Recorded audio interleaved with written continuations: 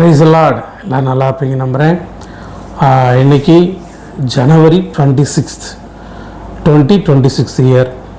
இன்றைக்கி நாடு முழுவதும் நம்முடைய குடியரசு தினத்தை கொண்டாடி கொண்டிருக்கிறார்கள். ஒவ்வொரு குடிமகனும் குடியரசு தினத்தை அனுசரிப்பதும் அதை பற்றி தெரிந்து கொள்வதும் அவசியமாக இருக்கிறது. சுதந்திர தினம் என்பது நம்முடைய நாட்டிற்கு சுதந்திரம் கிடைத்த நாள். எனவே சுதந்திர தினத்தை கொண்டாடுகிறோம். குடியரசு தினம் என்பது அரசியல் அமைப்பு சட்டம் எழுதப்பட்டு 1949 நவம்பர் 26 எழுதி முடிக்கப்பட்டு அது ஏற்றுக்கொள்ளப்பட்டது. 1950ஆம் ஆண்டு ஜனவரி 26 நம்முடைய அரசியல் அமைப்பு சட்டம் நடைமுறைக்கு கொண்டு வரப்பட்ட நாள். தனி அரசியலமைப்பு சட்டத்தை உடைய, உலகிலே மிக நீளமான அரசியலமைப்பு சட்டத்தை உடைய ஒரு நாடாக இந்தியா இந்நாள் வரைக்கும் திகழ்ந்து கொண்டிருக்கிறது. இந்த அரசியல் அமைப்பு சட்டத்தை எழுதின சீஃப் ஆர்கிடெக்ட் யார் அப்படின்னா டாக்டர் அம்பேத்கர். ஸோ இவங்க 1950 இதை தனி சுதந்திர நாடாக, குடியரசு நாடாக இந்த தினத்தை அனுசரிக்கிறார்கள். குடியரசு தினம் என்றால் குடியரசு தலைவர் தான் கொடியை ஏற்றுவார்கள். சுதந்திர தினத்தன்று பிரதம மந்திரி தேசிய கொடியை ஏற்றுவார்கள். ஸோ இப்போ இருக்கிற குடியரசுத் தலைவர் திருமதி திரௌபதி முர்மு என்கிறதான குடியரசுத் தலைவர் இன்று நாட்களில் நமக்கு இருக்கிறாங்க. ஸோ அவர்கள் இந்த குடியரசு தினத்தை இன்றைக்கு சிறப்பான முறையில் நம்ம கொண்டாடி இருக்கிறாங்க. ஸோ இந்த நாளில் நாம் இந்த குடியரசு தினத்தன்று the sovereign democratic republic constitution of India, இந்தியாவின் அரசியல் அமைப்பு சட்டம் என்பது என்ன என்பதையும், வேதத்தின்படி த கான்ஸ்டிடியூஷன் ஆஃப் கிரைஸ்ட், இயேசு கிறிஸ்துவின் சட்டம், அவர் நமக்கு எழுதி கொடுக்கப்பட்ட கட்டளை என்ன என்பதையும் நாம் தியானித்து பார்க்க போகிறோம். நம்முடைய கான்ஸ்டிடியூஷனை சுருக்கமாக பார்த்தீங்க அப்படின்னா ஒரு 5 விதமான காரியங்களை அவங்க கொடுத்துருக்குறாங்க. அதையும் வேதத்தின்படி அதற்கு ஒப்புமையானதையும் நாம் தெளிவாய் பார்க்க போகிறோம்.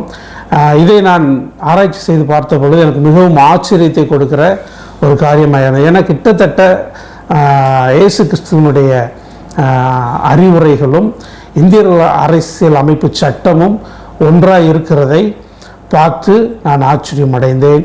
ஸோ இதை உங்களோடு பகிர்ந்து கொள்வதில் எனக்கு மிக்க மகிழ்ச்சி. இதுக்கு நிச்சயமாக உங்களுக்கு பிரயோஜனமாக இருக்கும் என்று நான் நம்புகிறேன். சரி, முதலாவது நம்ம வாழ்கிற இந்த இந்திய நாட்டில் 2 முக்கியமான அடித்தளங்கள் உண்டு. ஒன்று தேவனுடைய வார்த்தையாகிய சட்டம், இந்த வேத வார்த்தையாகிய சட்டம். அது தனிப்பட்ட மனுஷனுடைய வாழ்க்கையை மாற்றக்கூடியது. இரண்டாவது இந்திய அரசியல் அமைப்பு சட்டம். இது பார்த்தீங்க அப்படின்னா சமூகத்தின் ஒழுங்கை கட்டமைக்கிறது. இது ரெண்டுமே ஒரு குடிமகனுக்கு அவசியம். சரி, நான் ஒரு வசனத்தை பைபிளிலிருந்து நான் உங்களுக்காக வாசிக்க விரும்புகிறேன். மத்தேயு எழுதின சுவிசேஷ புஸ்தகம் 5வது அதிகாரம் 17-18. நியாயப்பிரமாணத்தை ஆனாலும் தீர்க்க தரிசனங்களை ஆனாலும் அழிக்கிறதற்கு வந்தேன் என்று எண்ணிக்கொள்ளாதீங்கள். அழிக்கிறதற்கு அல்ல, நிறைவேற்றுகிறதற்கே வந்தேன். வானமும் பூமியும் ஒளிந்து போனாலும் நியாயப்பிரமாணத்தில் உள்ளது எல்லாம் நிறைவேறும் அளவும் அதில் ஒரு எழுத்தாகிலும் ஒரு எழுத்தின் உறுப்பாகிலும் ஒளிந்து போகாது என்று மெய்யாகவே உங்களுக்கு சொல்லுகிறேன். இந்த வார்த்தையை இயேசு கிறிஸ்து ஜனங்களை பார்த்து சொல்லுகிறார். அவங்களாம் என்ன நினச்சிக்கிட்டாங்க? மோசையின் மூலமாய் கொடுக்கப்பட்ட நியாயப்பிரமாணத்தை மீறி இவர் பிரசங்கம் பண்ணுகிறார், பேசுகிறார். ஸோ அதனால் இவர் நியாயப்பிரமாணத்துக்கு கீழ்ப்படுகிறது என்று அவங்க நினச்சிட்டு இருக்கும்போது ஆண்டவர் சொல்கிறார், நான் நியாயப்பிரமாணங்களும் தீர்க்கதரிசி அழிக்கிறதுக்காக வரல, அதை நிலைநிறுத்துறதுக்காக வந்திருக்கிறேன். வானமும் பூமியும் ஒளிந்து போனாலும் இந்த வார்த்தை ஒரு காலம் ஒளிந்து போகாது. இந்த வார்த்தையை கொண்டு தான் சகலத்தையும் கடவுள் சிருஷ்டித்திருக்கிறார். ஸோ அதை தெளிவுபடுத்தும்படியாக அந்த வார்த்தையை அவர் சொல்லுகிறதை நாம் பார்க்கிறோம். நம்முடைய இன்றைய நாட்களில் நம்முடைய வாழ்க்கையை கட்டமைப்பதற்கு தேவனுடைய வார்த்தையும் இந்த இந்திய அரசியலமைப்பு சட்டமும் ஒரு ஒழுக்கமான வாழ்க்கை வாழ்வதற்கு நமக்கு தேவையாக இருக்கிறபடினாலே அதை பற்றி நாம் பார்ப்போம். முதலாவது மனிதனுடைய மரியாதை மற்றும் கண்ணியம். தேவன் மனிதனை, ஆதியாகமம் 1:27 வாசிங்கன்னு சொன்னால், தேவன் மனிதனை தம்முடைய சாயலின்படி படைத்தார். அப்படின்னு இருக்குது. அவர் மனுஷனை எல்லாவற்றையும் உண்டாக்குனாரு. ஆனால் அந்த மனுஷனை மட்டும் என்ன பண்ணார்னா அவருடைய சாயலின்படி அவருக்கு இருக்கிற அதே ஆசீர்வாதமும் மதிப்பும் மரியாதையும் கனமும் உள்ளவனாய் மனிதன் இருக்க வேண்டும் என்று சொல்லி மற்ற எதை எப்படி படைத்திருந்தாலும் மனிதனை அவருடைய சாயலின்படி படைக்கிறார். அவருடைய குணாதிசயங்கள், நல்ல ஒழுக்கங்கள், நீதி நெறிகள் அவனுக்குள்ளே சிறந்து விளங்க வேண்டும் என்று சொல்லி அவரை போலவே ஒவ்வொரு மனிதனையும் படைத்திருக்கிறார்.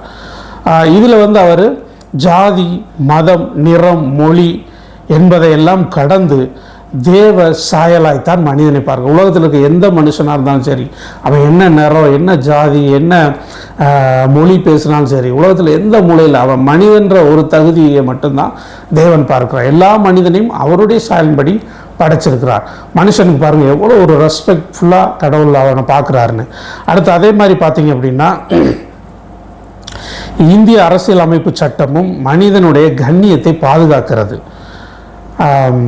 அடுத்து ரெண்டாவது சமத்துவம், அதாவது ஜஸ்டிஸ் அப்படின்னு இருக்குது.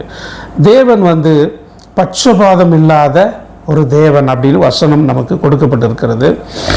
அதே போல் அவர் பட்சபாதம் இல்லாத, எதில் பட்சபாதம் இல்லாதவர் அப்படின்னா ஜஸ்டிஸ் செய்கிறதில்ல. எல்லாரையும் ஒரே மாதிரி அவருடைய பார்வையில் உயர்ந்தவன், தாழ்ந்தவன், படித்தவன், படிக்காதவன் எல்லாமே அவருடைய பார்வையில் சமம்தான். மனிதன் அப்படின்னாலே அவருடைய பார்வையில் ஒரே மதிப்பு தான். அதனால் தேவன் பட்சபாதம் இல்லாதவர் என்று அப்போஸ்தலர் 10:34 இருக்கிறது. அதே காரியத்தில் பார்த்தோம், யோவானில் பார்த்தோம் அப்படின்னா ஒரு தீர்ப்பு செய்ய வேண்டிய, ஒரு நியாயம் தீர்க்கிற ஒரு ஜஸ்டிஸ் நீங்கள் செய்கிறீங்க ஒருத்தருக்கு அப்படின்னா இயேசு கிறிஸ்து என்ன சொல்கிறாங்கன்னா, தோற்றத்தின்படி அல்ல நீதியின்படி தீர்ப்பு செய்யுங்கள். ஒரு மனுஷன் தோற்றத்தை பார்த்து அவனுக்கு தீர்ப்பு செய்யாதீங்க. தப்பு இருந்தால் தப்புன்னு சொல்லுங்கள், சரி இருந்தால் சரின்னு நியாயம் தருங்க. அதே போல் உபாகமம் 1:17 வாட்சி பார்த்தீங்கன்னா மோசேக்கு நியாயம் தீர்க்கிறதுக்காக அவர் வருகிற பொழுது ஜனங்கள் தங்களுடைய பிரச்சனைகளை கொண்டு வருகிற பொழுது அவர் எப்படி நியாயம் தீர்க்க வேண்டும் என்று தேவன் அவனுக்கு கற்றுக் கொடுக்கிறார்.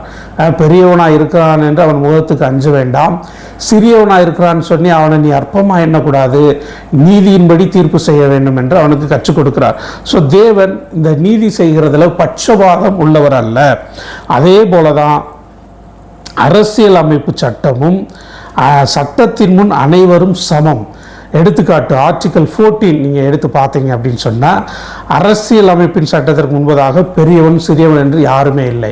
பாருங்கள், நம்ம இந்தியாவில் அரசியல் அமைப்பு சட்டமும் இந்த தேவனுடைய தீர்ப்பு செய்கிற காரியமும் ஒரே மாதிரி இருக்குது. ஸோ அதனால் நம்முடைய வாழ்க்கையில் இந்த தீர்ப்பு செய்கிற காரியங்கள், நியாயம் தீர்க்கிற காரியங்கள் இதெல்லாம் நீதியின்படி நாம் கற்றுக்கொள்ள வேண்டும். மூணாவது சுதந்திரம், லிபர்ட்டி. சுதந்திரம், எதுலாம் நமக்கு சுதந்திரம் தேவை.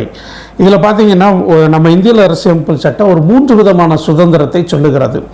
வேத பிரமாணமும் 3 விதமான சுதந்திரத்தை நமக்கு கற்றுக் கொடுக்கிறது. இது 3 ஒன்று என்று தொடர்புடையது. எனக்கு ரொம்ப ஆச்சரியமாக இருந்தது. நான் வாசிக்கிறேன், கேளுங்க. முதலாவது பரிசுத்த வேதாகமத்தில் இருக்கிற 3 விதமான சுதந்திரம். யோவான் எழுதின சுவிசேஷம் 8:32 வாசிங்கன்னு சொன்னால், சத்தியத்தையும் அறிவீர்கள், சத்தியம் உங்களை விடுதலையாக்கும். அது ஒரு சுதந்திரத்தை கொடுக்கிறது. அடுத்த அதே அதிகாரத்தில் 8:36 வாசிங்க அப்படின்னா, குமாரன் உங்களை விடுதலையாக்கினால் மெய்யாகவே விடுதலை ஆவீர்கள். இயேசு கிறிஸ்து அவருடைய இரத்தத்தினாலே நமக்கு விடுதலை கொடுக்கிறார். அப்புறம் இந்த சத்திய வார்த்தையினாலே ஒரு விடுதலை வருகிறது.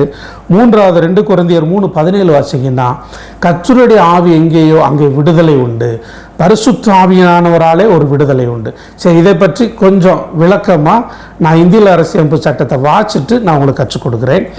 இந்திய அரசியலமைப்பு சட்டம் 3 விதமான சுதந்திரத்தை நமக்கு வாக்கு பண்ணுகிறது. 1 பேசும் சுதந்திரம், 2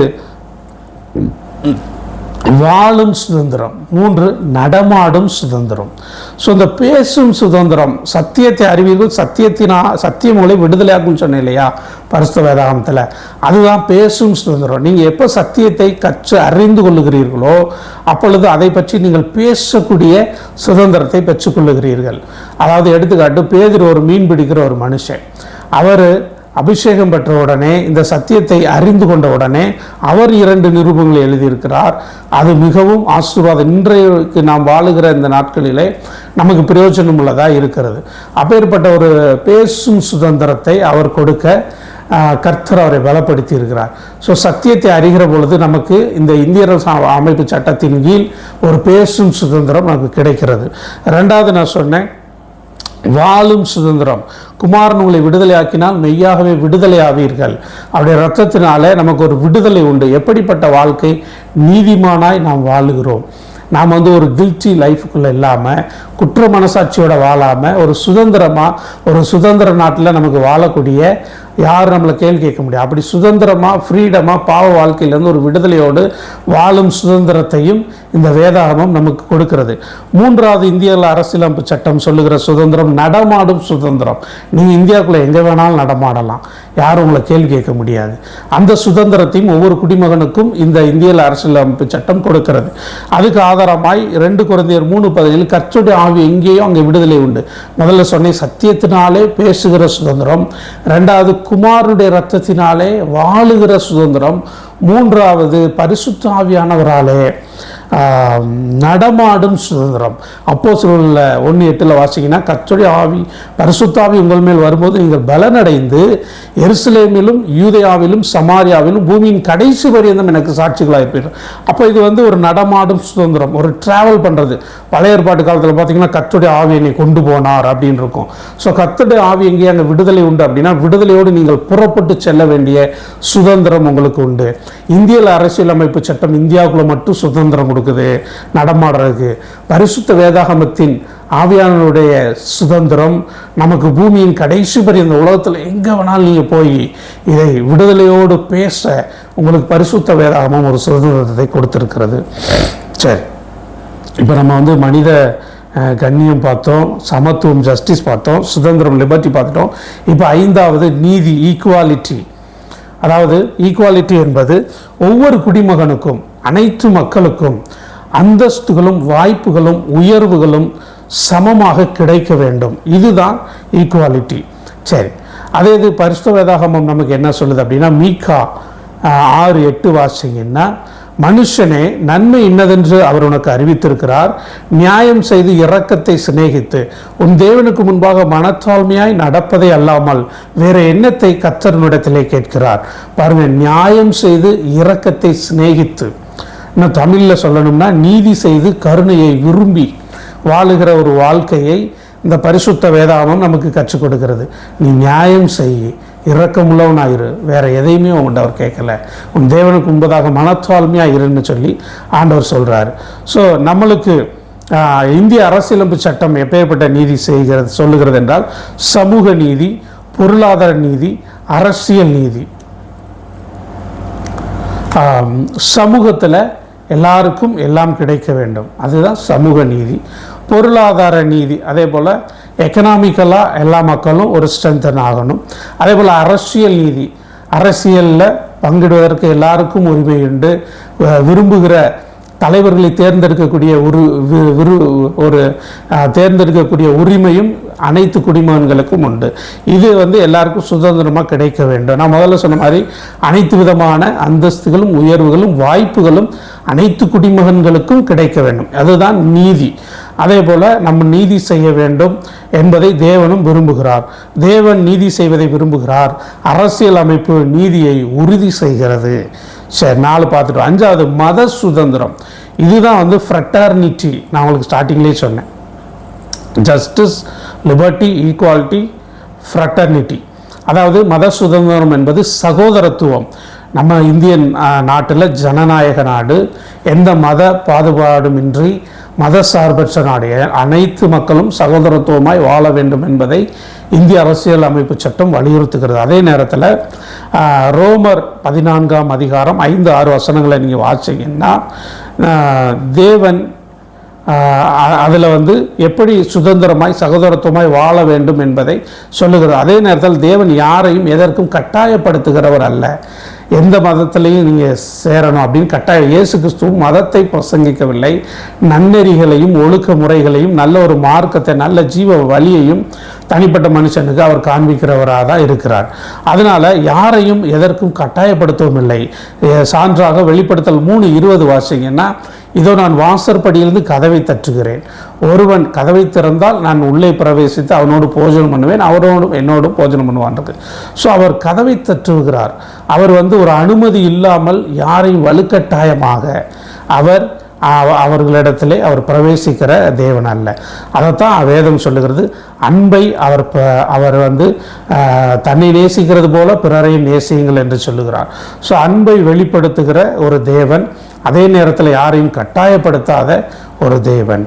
அரசியல் அமைப்பு சட்டம் இதை பற்றி பார்த்தீங்கன்னா ஆர்டிகல் 25 28 வரைக்கும் பிற மதத்தை யார் வேண்டுமானால், இந்திய குடிமகன்களாகிய நாம் பிற மதத்தை, நாம் ஒரு மதத்தில் இருக்கிறோம், வேற ஒரு மதத்தை நாம் விருப்பம் உடையதாக நமக்கு இருக்குது அப்படின்னா அதை யார் வேண்டுமானாலும் அந்த மதத்தை நம்பவும் பின்பற்றவும் அந்த மதத்தை குறித்து பரப்புரை செய்யவும் முழு சுதந்திரமும் அனைத்து இந்திய குடிமகன்களுக்கும் உள்ளது என்பதை தெரிவிக்கிறது.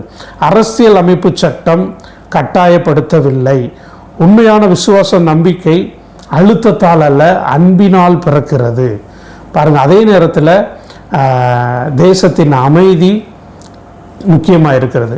இந்த அமைதிக்கு எதிராகவோ எந்த ஒரு மதமும் செயல்படக்கூடாது. மத சுதந்திரம் என்பது மற்றவர்களுக்கு அழுத்தம் கொடுக்கிறதா இல்லாமல் அன்பினால் அவர்களை ஏற்றுக்கொள்ள வேண்டியதாக இருக்கிறது.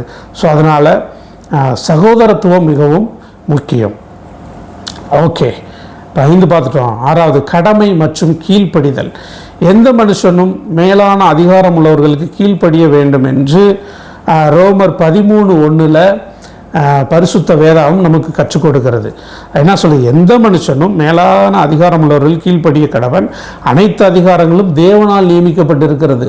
அவர் எந்த மதத்தை சேர்ந்தவராக இருந்தாலும் நமக்கு மேலே இருக்கிற இன்னைக்கு அதிகாரம் அப்படின்னா வெளியில் மட்டும் இல்லை, குடும்பத்திலிருந்தே துவங்குகிறது. ஒரு குடும்பத்திற்கு கணவன் தலையாக இருக்கிறார், பிள்ளைகளுக்கு பெற்றோர்கள் தலையாக இருக்கிறார்கள், பள்ளிக்கூடத்தில் ஆசிரியர்கள் தலைவராக இருக்கிறார்கள், வேலை செய்கிற இடத்துல ஒரு தலைவர் நமக்கு டிபார்ட்மெண்ட்டுக்கு இருக்கிறாங்க, அந்த அந்த ஆஃபீஸோட ஹெட் இருக்கிறாங்க. இப்படி ஒவ்வொரு தலைமைத்துவம் இருக்கிறது. நம்முடைய நாட்டிற்கு ஒரு முதல்வர் இருக்கிறார், இந்தியாவுக்கு ஒரு பிரதமர் இருக்கிறார். இப்படி ஒவ்வொரு காரியங்களுக்கும் ஒரு தலைமைத்துவம் இருக்கிறது. ஒரு சபை, ஒரு சர்ச் என்றால் அதுக்கு ஒரு பாஸ்டர் இருக்கிறாங்க. இப்படி ஒவ்வொரு தலைமைத்துவத்திற்கும் நாம் கீழ்ப்படிந்திருக்க வேண்டும் என்பதை பரிசுத்த வேதாகமம் ரோமர் 13:1 நமக்கு குறிக்கிறது. இது கிறிஸ்தவர்களுக்கு மட்டும் சொல்லப்படவில்லை, எல்லா மனுஷருக்கும் சொல்லப்பட்டிருக்கிறது. அதே போல அடிப்படை கடமைகள். ஆர்டிகல் 51A அரசியல் அமைப்பு இந்திய அரசியல் அமைப்பை மதித்தல், நாட்டின் ஒற்றுமையை காத்தல் என்று சொல்லி இப்படிப்பட்ட காரியங்களை இந்த ஆர்டிகல் 51A நமக்கு கற்றுக் கொடுக்கிறது. பாருங்கள், அரசியலமைப்பு சட்டத்தை நம்ம என்ன செய்யணும்? மதிக்க வேணும். நாட்டின் ஒற்றுமை மற்றும் அமைதியை நாம் காக்க வேண்டும். அதனால் எல்லா தலைமைத்துவத்திற்கும் நாம் கீழ்ப்படிந்திருக்க வேண்டும். அதைத்தான் தேவனும் விரும்புகிறார். நம்முடைய இந்தியர்கள் அரசியலமைப்பு சட்டமும் நமக்கு சொல்லுகிறது. ஸோ நல்ல ஒரு கடவுளுடைய பிள்ளை, வேதத்தின் வார்த்தைகள் கீழ்ப்படுகிற பிள்ளை நிச்சயமாய் ஒரு நல்ல குடிமகனாக திகழ முடியும் என்று நான் நம்புகிறேன். இந்தியாவை கிறிஸ்துவின் வார்த்தைக்கு கீழ்ப்படிம்படி தான் தேவன் நம்மை அழைத்திருக்கிறார். வேதம் நம்மை நல்ல மனிதனாக மாற்றுகிறது. இந்திய அரசியல் அமைப்பு சட்டம் நம்மை நல்ல குடிமகன்களாக மாற்றுகிறது. தேவனுடைய வார்த்தையின்படி நடப்போம், ஆசீர்வதிக்கப்பட்ட தேசமாய் வாழுவோம். தேவன் தாமே உங்களை ஆசீர்வதிக்கட்டும். ஒரு முறை இந்த 77வது குடியரசு தின நல்வாழ்த்துக்களை உங்கள் ஒவ்வொருவருக்கும் நான் சொல்லிக் கொள்கிறேன். 77 என்பது 7 என்றாலே பரிபூர்ணம். 77 என்பது எல்லா காத்திருப்புக்கும், எல்லா விதமான போராட்டங்களுக்கும் பிரச்சனைகளுக்கும் ஒரு தீர்வாக இருக்கிறது. ஏனென்றால் மனுக்குலம் பழைய ஏற்பாடு காலம் முடிந்த பிறகு சில 600 ஆண்டுகளுக்கு மேலாய் எந்த தேவனுடைய ஒரு கிரியைகளும் வார்த்தைகளும் கிடைக்காமல் இருந்த பொழுது 77வது தலைமுறையாய் இயேசு கிறிஸ்து பிறந்து இழந்து போன அத்தனை நன்மைகளையும் ஆசீர்வாதங்களையும் கொடுத்திருக்கிறார். பாவம் சாபம் என்கிற அடிமைத்தனங்களை முறித்து ஆசீர்வாதம் நித்திய ஜீவன் என்கிற வாழ்க்கையை நமக்கு சுதந்திரமாய் தந்தருளியிருக்கிறார். ஸோ இந்த சுதந்திர தினத்தன்று இந்த இந்திய அரசியலமைப்பு சட்டத்தின் சுருக்கத்தையும் இயேசு கிறிஸ்துவனுடைய கான்ஸ்டிடியூஷன் ஆஃப் கிரைஸ்ட் அவருடைய வார்த்தை சட்டத்தையும் நாம் கற்றுக்கொண்டிருக்கிறோம். ஸோ அதை கடைபிடிப்போம், அதை நடைமுறைப்படுத்துவோம். எப்படி இந்திய அரசியலமைப்பு சட்டம் இன்றைய நாள் 77 வருஷத்துக்கு முன்பாக நடைமுறைக்கு கொண்டு வரப்பட்டதோ அதுபோல் கிறிஸ்துவின் சட்டமும் நம்முடைய தனிப்பட்ட வாழ்க்கையில் நடைமுறைக்கு கொண்டு வரப்படட்டும். ஒவ்வொரு தனிப்பட்ட மனிதனும் ஒரு நல்லொழுக்கம் உள்ளவனாய் நாம் ஜீவிக்கிற பொழுது நிச்சயமாய் ஒரு நல்ல குடிமகனாய் தேசத்துக்கு ஆசீர்வாதமாய் திகழ முடியும். கர்த்தர் தாமே உங்களை ஆசீர்வதிப்பாராக. God bless you.